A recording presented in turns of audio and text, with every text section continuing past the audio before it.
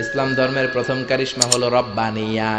এই ধর্ম মন মস্তিষ্ক প্রসিত ধর্ম নয়, রব নিজেই ধর্ম সিলেক্ট করেছে, ঠিক না? ইসলাম ধর্মের দ্বিতীয় কারিশমা হলো ইনসানিয়া। এটা মানবতার ধর্ম। সবার উপরে মানুষ সত্য, তাহার উপরে নাই। শুনেন নাই?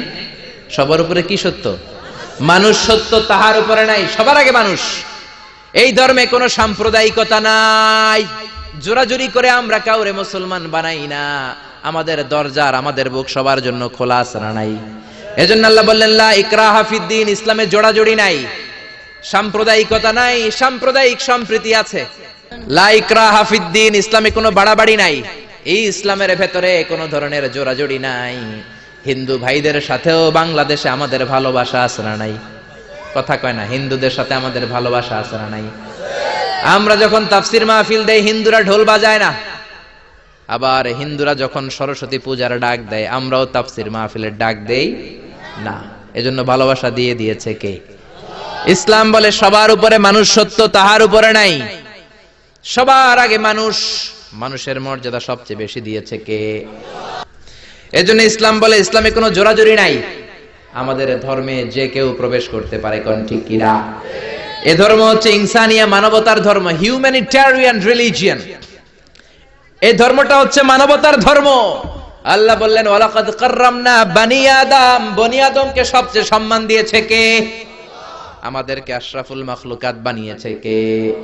আল্লাহ আপনারে জোর করে মুমিন হতে কোনোদিন বলেন নাই। আল্লাহ বললেন ফামান শাআ ফালইউমিন ওয়া মান শাআ ফালইয়াকফুর। যার মন চায় মুমিন হও, যার মন চায় কাফের হও। জোরাজুরি নাই, কিন্তু কাফের হয়ে কবরে গেলে কিল আছে না নাই? ওইটা আছে, কিন্তু জোরাজুরি নাই। লা ইকরাহা ফিদ্দিন, দ্বীনের মধ্যে জোরাজুরি নাই। সবার উপর মানুষ সত্য, তাহার উপরে নাই। সুবহানাল্লাহ। আমাদের ধর্মটা হচ্ছে মানবতার ধর্ম। বিশ্বনবী একটা লাশ দেখলেন, খাটিয়াতে করে লাশ নিয়ে যাওয়া হয়। লাশ দেখে বিশ্বনবী দাঁড়িয়ে গেলেন। এক সাহাবী বললেন ইয়া রাসূলুল্লাহ, এটা তো ইহুদির লাশ। ইন্নাহু ইয়াহুদি। আপনি দাঁড়াইলেন, বিশ্বনবী বলেন আওয়ালাইসাত নাফসান, ইহুদি হোক, এটা কি মানুষ নয়? এটা কি মানুষ নয়? এটা কি মানুষের আত্মা না? ইহুদি হোক, খ্রিস্টান হোক, নাস্তিক হোক, আস্তিক হোক, মানুষের মর্যাদা ইসলামে আছে না নাই? সুবহানাল্লাহ পড়ে।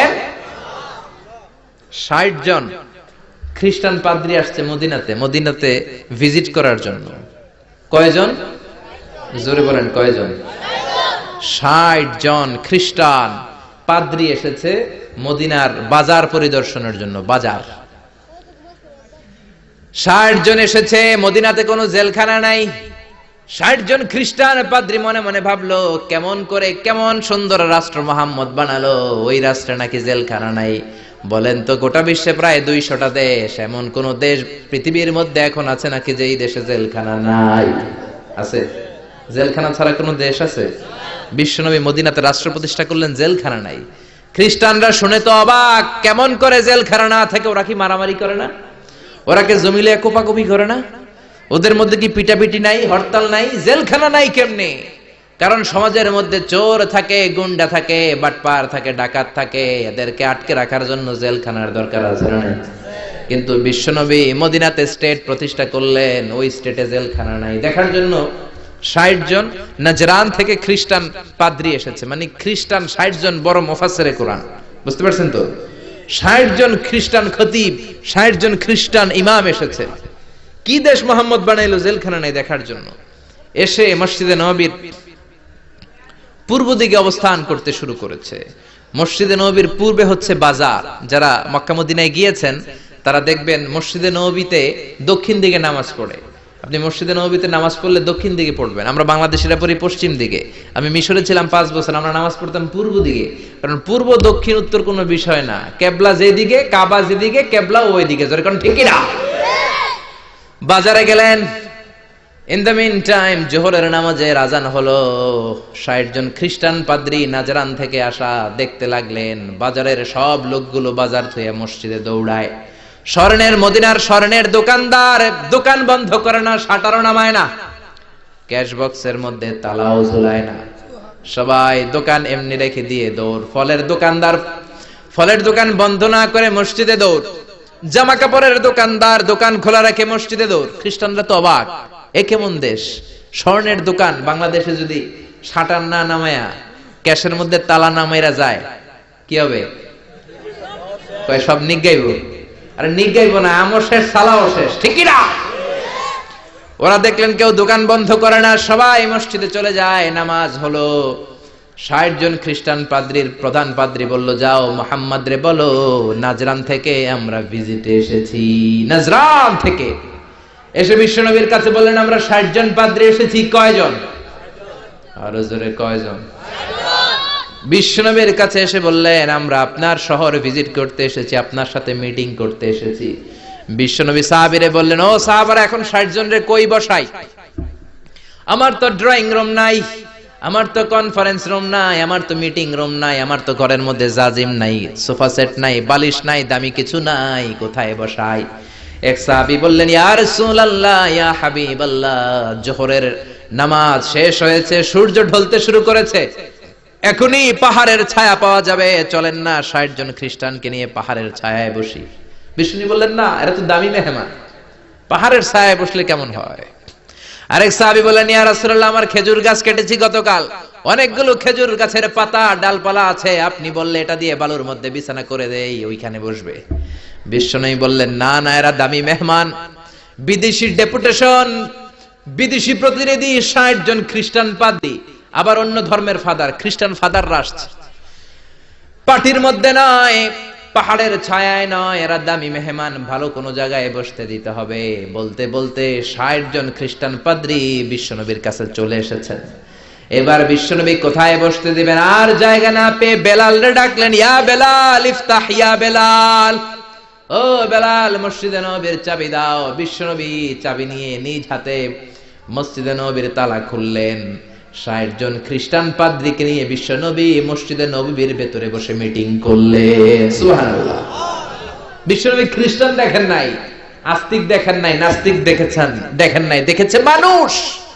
সবার উপরে মানুষ সত্য, তাহার উপরে নাই। মানুষকে বিশ্বনবী স্যালিউট করেছেন, ঠিক কি না? এজন্য হিন্দু নয়, খ্রিস্টান নয়, বৌদ্ধ নয়, ইসলাম বলে সবার উপরে মানুষ সত্য। হিউম্যানিটেরিয়ান রিলিজিয়ন, এটা মানবিক ধর্ম।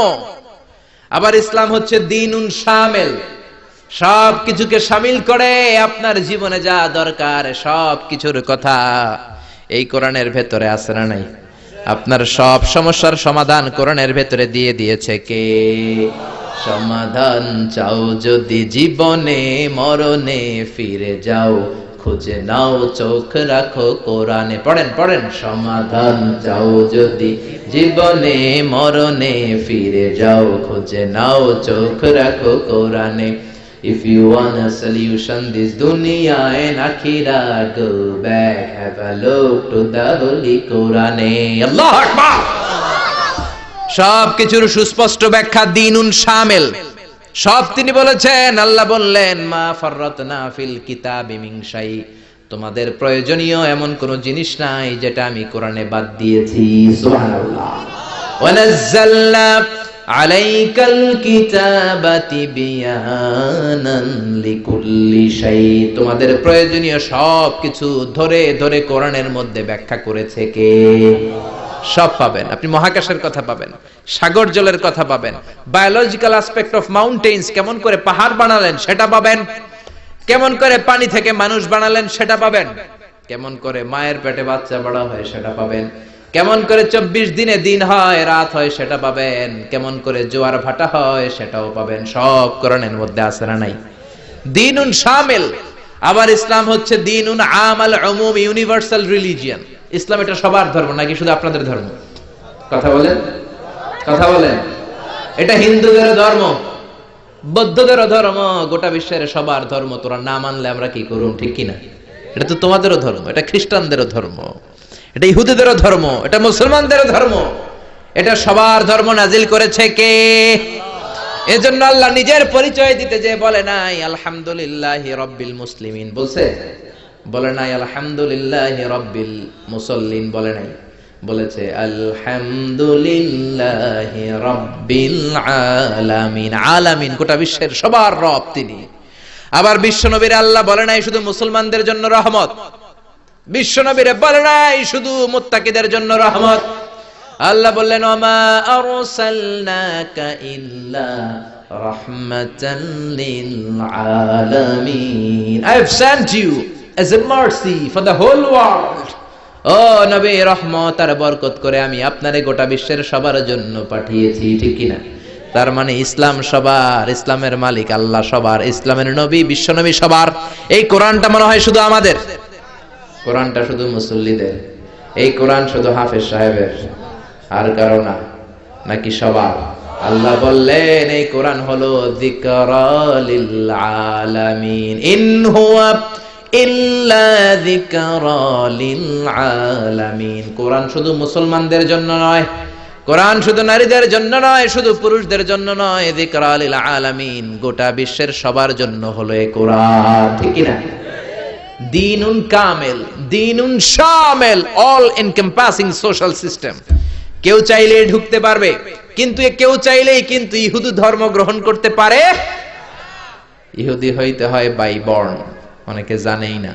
আপনি 1000 কোটি টাকা দিলেও হেরা আপনার ইহুদি বানাবে না। খ্রিস্টান হতে পারবেন, হিন্দু হতে পারবেন, বাট ইহুদি হওয়া যাবে, ইহুদি হতে হয় বাই বর্ন। আবার বাবা ইহুদি, বিয়ে করেছে অন্য ধর্মের মহিলা, বাচ্চা যেটা হবে সেটাও ইহুদি হবে না। ইহুদি হতে হলে মহিলার পেট থেকে, ইহুদি নারীর পেট থেকে বাচ্চা হতে হয়, তবেই ইহুদি। জোরে কোন ঠিক কিনা? ইসলামে এরকম আউলা জাউলা কোন নিয়ম আছে? জোরে বলেন আছে? এরপর আল্লাহ বললেন ইসলাম মানা সহজ না কঠিন? আত-তাইসির, সিম্পলিসিটি। দাঁড়িয়ে নামাজ পড়া ফরজ, আপনার কোমরে ব্যথা, বসে বললে কবুল করবে কে? বসেও পড়তে পারেন না, শুয়ে পড়লে কবুল করবে কে? শুয়েও পারেন না, ইশারা ইঙ্গিতে পড়লেও কবুল করবে কে? ওযু করে নামাজ পড়া ফরজ, ঠান্ডার কারণে ওযু ধরতে পারেন না, তায়াম্মুম করে নামাজ পড়লে কবুল করবে কে? বিয়ের মধ্যে ডৌরি, মোহরানা দেওয়া ফরজ, মোহরানা নাই, সামান্য কিছু দিয়েও বিয়ে করলে কবুল করবে কে? কিন্তু পোলাপান তো বিয়ে করতে চায় না, বয়স একটা হয় 30-35 আছে না নাই? কে হুজুর দোয়া করেন নিজের পায়ে খাড়াই। কার পায়ে? তাহলে এতদিন কার পায়ে খাড়াইছস? বিয়ে করাই দিবেন, ছেলে মেয়েদের বয়স হলে বিয়ে করাবেন, এটা মা বাবার উপর দায়িত্ব। চিল্লায় বলেন ঠিক কি না? ইসলাম হলো সহজ। আল্লাহ বলেন ইউরিদুল্লাহু বিকুমুল ইউসরা ওয়া লা ইউরিদু বিকুমুল উসর, আমি তোমাদের জন্য ইসলামটারে কঠিন করি না, ইসলামটারে সহজ করে দিয়েছে কে? মুআয ইবনে জাবালকে বিশ্বনবী ইমাম বানালেন। মুআয ইবনে জাবাল এক এলাকার ইমাম হয়ে বড় বড় কেরাত ধরে। মাগরিবের নামাজে পড়ে সূরা বাকারা, এশার নামাজে পড়ে সূরা আলী ইমরান। ওই এলাকার সাহাবীরা ছিল কামলা সাহাবী, সারাদিন কাজ করত, মাঠে মাটি কাটতো, ঘাস কাটতো, খেজুরের গাছে বাগানে চাষ করত। এই কষ্ট করা চাষী সাহাবারা ওনার পিছনে যখন নামাজ পড়তে গেলেন, দেখলেন মাগরিবের নামাজে ধরছে সূরা বাকারা। বাকারা ছোট না বড়? জোরে কর। এশার নামাজে ধরছে আল ইমরান। এক কামলা সাহাবী নামাজ থুইয়া দিছে দৌড়, বারান্দায় যায় নিজে নামাজ পড়ছে, আর পারি না, সারাদিন কাজ করার পরে আর ধৈর্য কুলায়? কথা বলেন। একা একা নামাজ পড়ে বিশ্বনবীর কাছে যে বিচার দিলেন, ইয়া রাসূলুল্লাহ, ইয়া হাবিবাল্লাহ, এমন এক ইমাম আপনি আমাদের এলাকায় পাঠিয়েছেন, ইমাম মাগরিব পরে বাকারা দিয়া, এশা পরে আল ইমরান দিয়া, একদিন আর সহ্য করতে না পেরে নামাজ থেকে আমি দিছি দৌড়। কি করবেন আপনি? করেন। বিশ্বনবী মুআজকে ডাকলেন, বিশ্বনবীর চেহারাটা আগুনের মতো লাল করে দিল কে? ধমক দিয়ে বললেন, ইয়া মুআজ আফাত্তানুন, ইয়া মুআজ আফাত্তানুন আনতা ইয়া মুআজ, তুমি কি সমাজে ফিতনা লাগাও নাকি? এই ফিতনাবাজি করানোর জন্য পাঠিয়েছি নাকি? খবরদার মুআজ, ইযা তাউমুন নাস ফালিয়ুখাফফিফ, যখন মানুষের নামাজের ইমামতি করবা ছোট্ট করবা, আর রাত্রি বেলায় যখন তাহাজ্জুদের নামাজে দাঁড়াবা তখন লম্বা করবা। সুবহানাল্লাহ। অনেকে নিজে নামাজ পড়লে তাড়াতাড়ি, ইমামতি পাইলে মাশাআল্লাহ এমন কারিয়ানা স্টাইল ধরে, কপাল পোড়া, বুঝে না ইসলামের পুরো মুখালেফ, এন্টি ইসলাম। ইসলাম বলে জামাতে নামাজ হবে ছোট, কারণ তোমার পিছনে মুসাফির মুসল্লি আছে না নাই? অসুস্থ মুসল্লি আছে না নাই? মহিলাদের কাতারে অনেক মা দাঁড়িয়েছে, ওই মহিলার বাচ্চা কান্নাকাটি করে আছে না নাই? এখন আপনি যদি বাকারা ধরেন, মুসাফির নামাজ দিয়ে দিবে দৌড়, কারণ নোয়াখালী যাবে, নোয়াখালী ট্রেন 7টায়, আপনি এমন সূরা ধরেছেন ওইটা শেষ করতে লাগবে 2 ঘন্টা, এরকম আছে না নাই? অসুস্থের অবস্থা কাহিল, আর এই ছোট্ট বাচ্চা কান্নাকাটি করে, মার অবস্থাও কাহিল, ঠিক কিনা? এজন্য ইসলাম বলে আল ইসলাম হলো তাইসির, একেবারে সহজ, ইসলামের মধ্যে কোনো বাড়াবাড়ি। বিশ্বনবী মুআযরে শিখালেন ইয়াসসিরু ওয়ালা তুআসসিরু, ও মুআয ইসলামকে সহজ করে উপস্থাপন করো, ওয়ালা তুনাফিরু ওয়ালা তুআসসিরু, ইয়াসসিরু সহজ করো, তো ওয়ালা তুআসসিরু কঠিন করো না, বাশশিরু ইসলামের সুসংবাদ সহজ করে মানুষকে দাও, ওয়ালা তুনাফিরু ইসলাম থেকে মানুষকে তুমি ভাগিও না। সুবহানাল্লাহ। বিশ্বনবী মসজিদে নববীতে মিটিং করছেন, ইন দ্য মিন টাইম এক বেদুইন সাহাবী ঢুকছে মসজিদে, সভ্যতার ছোঁয়া তার গায়ে লাগে নাই, তাও উট নিয়ে ঢুকছে। কি নিয়ে? মসজিদে নববীর মাঝখানের পিলারে উট বাইন্দা মসজিদে নববীর মাঝখানে কাম শুরু করছে, মানে পেশাব শুরু করছে। ওমরে ফারুক এরকম পাঞ্জাবির এটা উঠায়, কয় ও নবী আপনি আমারে ছাড়েন। বিশ্বনবী বলেন ওমর দা রাখো রাখো, আরে মাঝখানে ডাক দিও না, কাম সারতে দাও। এজন্য বিশ্বনবী বলেছেন খবরদার কেউ যদি টয়লেটে বসে বাইরে থেকে জোরে ডাক দিও না, আপনার ডাকের চোটে বেড়ার পেশাব বন্ধ হয়ে যাবে। ঠিক কি না? কেউ টয়লেটে ঢুকে ইচ্ছা করে থাকতে চায় না, বেশি নক করেন না, কাশি দিবেন, ভদ্র হচ্ছে কাশি দিবেন, তাহলে বুঝবে someone is waiting for me outside the washroom, একজন অপেক্ষা করছে আমার বেরোতে হবে। অনেকে যে ধুম ধুম করে বাড়ি মারে, আসে না নাই? ওই বেড়ার ভিতরে কাম শেষ, জামাও শেষ, পাঞ্জাবিও শেষ। জোরে কোন ঠিক কিনা? বিশ্বনবী বললেন দাহু ইয়া আমার, ওমর রাখো, যায়ও না, ওরে কাম সারতে দাও। ইচ্ছে মতো পেশাব করার পরে বিশ্বনবী সাহাবীদেরকে থামালেন। বিশ্বনবী বললেন এক বালতি পানি ঢেলে দাও। পানি ঢেলে দেওয়ার পরে বেদুইনরে ডেকে বলল, ও বেদুইন তুমি কোথায় পেশাব করেছো জানো না কি রে বেদুইন? এই জায়গাটা আমাদের ইবাদতগাহ, মাবাদ, মুসাল্লা, এখানে আমরা সালাত পড়ি, এখানে আমরা ইবাদত করি, এই জায়গায় বসে আমরা জিকির করি কার? তুমি আর কখনো এই কাজ করো না বেদুইন। বেদুইন চিন্তা করলো হায় হায়, আমাদের এলাকার ইবাদতের গাহের মধ্যে কেউ যদি করতো ওরে তো কোপাইয়া সাইজ করে দিতাম আমরা, এরা এত ভদ্র এত ভালো। বেদুইন বলে আপনি কে? বিশ্বনবী বললেন আমি এই যুগের নবী। বেদুইন বলল তাহলে আর দেরি কেন, আপনি আমারে পড়ায় দেন লা ইলাহা ইল্লাল্লাহু মুহাম্মাদুর রাসূলুল্লাহ সাল্লাল্লাহু। এজন্য ইসলাম সহজ না কঠিন? ইসলামকে সহজ করে নাজিল করেছে কে? আবার ইসলাম হলো দ্বীনুল ফিতরা। দ্বীনুল ফিতরা স্বভাব সুলভ ধর্ম, পরিবেশ সুলভ ধর্ম, রুচি সুলভ। ইসলাম আপনার সাথে ম্যাচ করবে, ইসলাম আপনার সাথে স্যুট করবে। ইসলামের এমন কোনো বিধান নাই যেটা আপনার সাথে ম্যাচ করবে না, স্যুট করবে না। সুবহানাল্লাহ। এজন্য বিশ্বনবী বললেন যত নিউ বর্ন বেবি আছে, নবজাতক, সবাই মুসলমান হয়ে জন্মায়। মা মিন মাউলুদিন ইল্লা ইউলাদু আলাল ফিতরা আই ইউলাদু আলাল ইসলাম। যত বাচ্চা দুনিয়ার বুকে জন্মায় সবগুলো মুসলমান হয়ে জন্মায়। ফা আবাওয়াহু ইউহাওয়িদানিহি ইউনাসসিরানিহি ইউমাজ্জিসানি। বাবা মা পরে তারে হিন্দু বানায়, বাবা মা পরে তারে খ্রিস্টান বানায়, বাবা মা পরে তারে বৌদ্ধ বানায়। জোরে কোন ঠিক কিনা? যত বাচ্চা পৃথিবীতে আছে সবগুলো মুসলমান না কাফের? জোরে বলে। এটা স্বভাব সুলভ ধর্ম, ইননেট ক্যারেক্টারিস্টিক্স। এটা আপনার রুচি সুলভ ধর্ম। পৃথিবীর অনেক ধর্মের এমন অনেক নিয়ম আছে আপনার রুচিতে ধরবে না, আপনি অবাক হবেন এটা আবার কেমন ধর্ম। হিন্দু ধর্মের প্রতি শ্রদ্ধা রেখেই বলছি, হিন্দু ধর্মে একটা নিয়ম ছিল সতী দাহ। নাম শুনছেন? জামাই মরলে জামাইয়ের লগে জ্যান্তা বউরে বাইন্দা হেডার উপরে দিতে হবে আগুন দিয়া। শুনছেন? রাজা রামমোহন রায় এসে এটা উঠাই দিছে, ঠিক কিনা? আবার হিন্দু ধর্মের একটা নিয়ম আছে, আপনি হিন্দু হলে গোমূত্র পান করতে হবে, মানে গরুর পেশাব পান করতে হবে। করবেন? আঙ্গুরে 1 কোটি টাকা দিলেও গরু, কারণ ইসলামে এরকম আউলা জাউলা কোন নিয়ম। এটা দ্বীনুল ফিতরা। আবার ইসলাম হলো দ্বীনুস সালাম, শান্তির ধর্ম। ইসলাম কখনো শান্তি পছন্দ করে? বিশ্বনবী তৎকালীন সময়ের রাজা বাদশাদের কাছে যখন চিঠি দিতেন, চিঠির প্রথম কথা ছিল সালামুন আলা মান ইত্তাবাআল হুদা। আল্লাহর দেয়া হেদায়েত যে গ্রহণ করে তার উপরে আল্লাহর সালাম আছে লড়াই। এরপর বিশ্বনবী লিখতেন আসলিম তাসলাম, ইসলাম আনো শান্তি দিবে কে? আবার আমরা যখন একে অপরের সাথে দেখা হয় সালাম আছে না নাই? সালাম সালাম হাজার সালাম সকল শহীদ স্মরণে, আমার হৃদয় রেখে যেতে চাই তাদের স্মৃতির চরণে। পড়েন আমিন। আর জোরে আমিন।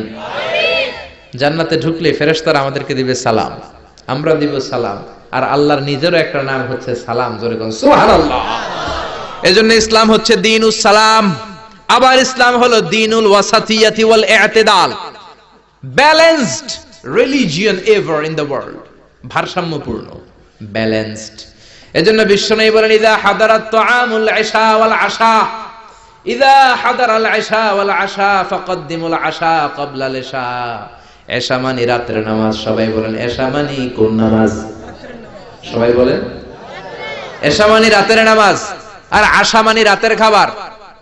আশা মানে কি? বিশ্বনবী বললেন এশার নামাজ আর রাতের খাবার যদি একসাথে তোমাদের সামনে এসে যায়, এশার নামাজের আগে রাতের খাবার খেয়ে নিও। সুবহানাল্লাহ। কথা বুঝতে পেরেছেন? বুঝেন নাই? ইদা হাদারাল ইশা ওয়াল আশা, ইশা মানে এশার নামাজ, আশা মানে রাতের খাবার।